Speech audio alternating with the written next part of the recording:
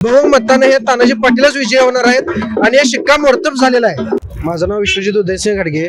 आता माझ्या मते जिल्हा परिषदेचे इलेक्शन हे 9 वर्षानंतर होते, पण गेल्या 5 वर्षात किंवा 9 वर्षात आमच्या इथं जिल्हा परिषदेचा उमेदवार कोण आहे हेच आम्हाला माहीत नव्हतं किंवा कोण निवडून आले हे माहीत नव्हतं. पण आता बघितलं तर तानाजी पाटील असतील किंवा चिंचवडचे नेतृत्व करणारे किरणसिंह घाडगे सरकार असतील, यांच्या माध्यमातून इथं कामांचा भरपूर प्रमाणात कामं झालेली आहेत आणि आमदार अमोल माडिक साहेबांनी सुद्धा 1 वर्षात कामांचा 1.5 कोटी निधी हा चिंचवड गावाला मिळवून दिलेला आहे. त्यामुळे बघायला गेलं तर हे पूर्ण वातावरण सरपंच साहेब म्हणजे तानाजी पाटील साहेब असतील यांच्या फेवरमध्येच वातावरण आहे आणि हे काय ह्याच्यामध्ये कुठलंही राहिलेलं नाही की बाबा यांचं येणार नाही असं नाही.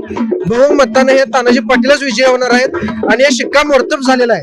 ह्यात काय सांगायचं तर भाग राहिलेला नाही आणि हे फिक्स आहे, महायुतीच येणार आहे जिल्हा परिषदवरती.